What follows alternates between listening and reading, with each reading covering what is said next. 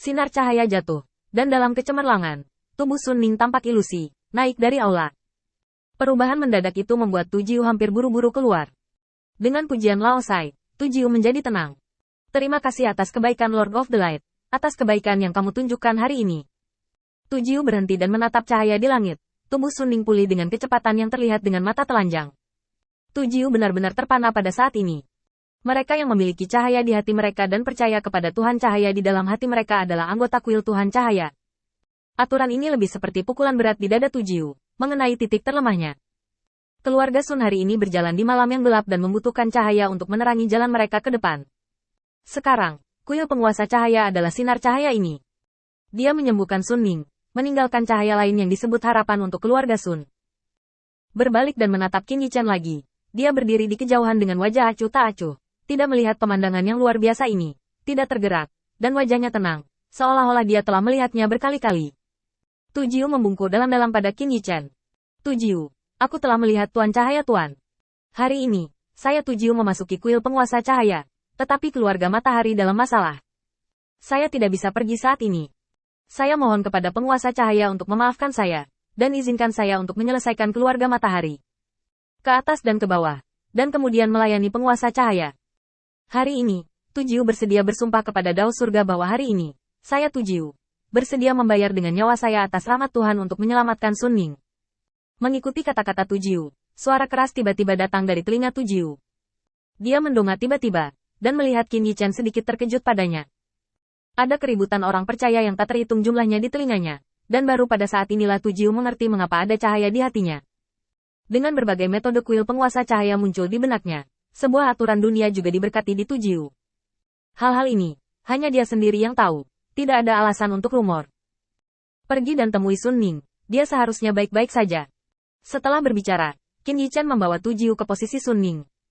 Keduanya terdiam sepanjang jalan, dan Tu Jiu sekarang kagum pada kuil penguasa cahaya. Kemampuan untuk berteleportasi kapan saja, di mana saja, dan lautan pertukaran kesadaran yang dimiliki oleh banyak orang percaya. Ini adalah keberadaan menakutkan yang belum pernah dialami Tu Jiu sebelumnya. Dan ini juga alasan mengapa dia takut. Kekuatan kuil penguasa cahaya jauh lebih kuat daripada kotak kekosongan mengambang 9 meter yang asli. Selama sarana transmisi suara yang akurat ini kapan saja, di mana saja ditempatkan di medan perang, tidak peduli berapa banyak orang percaya yang berpartisipasi dalam perang, mereka tidak akan jatuh ke dalam kekacauan. Ini pada dasarnya tak terkalahkan. Dan semua ini hanyalah puncak gunung es dari kuil penguasa cahaya. Ini adalah kekuatan mengerikan dari kuil penguasa cahaya, dan apa yang Tu Jiu lihat sekarang hanyalah puncak gunung es. Keduanya datang jauh-jauh ke aula, dan Sun Ning telah pulih dari luka-lukanya. Dikelilingi oleh sekelompok orang percaya, dia sedikit gugup dan malu. Sun Ning tahu bahwa dia terluka parah sebelumnya, tetapi sekarang, dia tidak memiliki tanda-tanda cedera. Dilihat dari situasi saat ini, pemulihan lengkap dari luka-lukanya tidak dapat dipisahkan dari sekelompok orang di depannya. Sun Ning tidak tahu bagaimana berbicara untuk sementara waktu. Jadi dia menatap kosong pada orang-orang percaya di kuil penguasa cahaya. Pada saat ini, Qin Yichen berjalan bersama Tu Jiu. Sun Ning, bagaimana perasaanmu sekarang? Apakah ada masalah dengan tubuhmu? Datang dan biarkan Tu Jiu dan aku melihatnya. Saat dia melihat Tu Jiu, hati Sun Ning tiba-tiba terasa masam.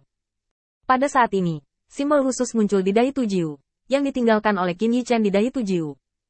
Meskipun hal ini tidak akan berpengaruh pada perilaku Tu Jiu, tanda ini, dalam banyak kasus, mewakili identitas kuil penguasa cahaya. Sekarang Qin Yichen membuat Tu Jiu tetap hidup hanya untuk memberitahu orang-orang di dunia abadi bahwa kuil master cahayanya selalu diajarkan tanpa perbedaan, dan dia tidak akan menolak siapapun yang datang. Bahkan jika Tu Jiu hanyalah maskot di kuil penguasa cahaya. Dalam pandangan Sun Ning, harga untuk menyelamatkannya agak terlalu tinggi. Dia kehilangan satu-satunya pelayan setianya dengan imbalan kesempatan untuk bertahan hidup. Ini agak sulit diterima Sun Ning. Dia tidak ingin melakukan ini. Sebelumnya, dia telah dengan jelas menjelaskan kepada Tu Jiu bahwa dia tidak perlu hidup lagi. Dia sudah cukup dikhianati dan ditusuk dari belakang oleh orang terdekatnya. Hidup dalam penghinaan seperti ini tidak masuk akal. Tidak mudah membunuh wanita jalang itu dengan kekuatanmu sendiri. Jelas, Sun Ning sudah menyerah, bahkan dengan masalah memperebutkan identitas penguasa kota Jiuyu Floating Void City. Hanya melirik keadaan Sun Ning. Qin Yichen tahu apa yang dipikirkan Sun Ning sekarang, dan segera berkata, belum terlambat bagi seorang pria untuk membalas dendam selama 10 tahun, dan saya selalu merasa bahwa sebagai seorang pria, jika Anda kehilangan muka, Anda dapat mengambil kembali obat dengan tangan Anda sendiri. Saya tidak berpikir Anda begitu rentan. Anda akan melepaskan cita-cita Anda karena hal sepele ini. Sun Ning tidak tahu bagaimana menjawab untuk sementara waktu, hanya menundukkan kepalanya. Tu Jiu, yang berada di samping, bergegas ke depan, dengan sadar melirik tubuh Sun Ning, menghela napas panjang, dan senyum muncul di wajahnya yang keriput. Tidak apa-apa. Melihat bahwa Sun Ning benar-benar tidak memiliki semangat juang sekarang, Qin Yichan mengatakan ini. Penatua Sai, atur mereka berdua untuk beristirahat. Aku masih memiliki sesuatu untuk ditangani. Aku akan membicarakannya ketika aku kembali. Setelah selesai berbicara, Qin Yichan meninggalkan aula dan berbalik ke kedalaman wilayah Bintang Changlan, di mana ada kapal perang yang baru saja terbentuk. Tubuh ramping kapal perang itu sangat mempesona di bawah sinar matahari. Di sisi kapal perang, ada sekelompok orang percaya yang padat. Melihat kapal perang yang panjangnya puluhan meter, rasa bangga muncul di hati saya. Melihat Qin Yichan datang, Zhao Wuling dengan cepat melangkah maju dan berkata, Tuan Hui Guang, kapal perang telah dibangun, terutama dua hal itu, yang mudah digunakan. Melihat mata tegas Zhao Wuling, Qin Yichan tahu bahwa kali ini semuanya stabil. Naik kapal perang secara langsung, cukup luas, meskipun tempat peristirahatannya terlihat kecil, ia menggunakan kekuatan ruang dan menghemat banyak ruang untuk menyimpan sumber daya seperti batu roh. Qin Yichan memeriksanya dengan cermat sebelum mengangguk. Ya, kembalilah dan beri mereka hadiah yang bagus. Aku akan membawa benda ini jalan-jalan dulu, lalu aku akan kembali dan membicarakannya secara mendetail. Ngomong-ngomong, kamu bisa mengirim seseorang untuk menemui Sun Jiufeng. Biarkan dia kirim bahan mentah tentara Tao, dan dapatkan yang lain sesegera mungkin. Kirim.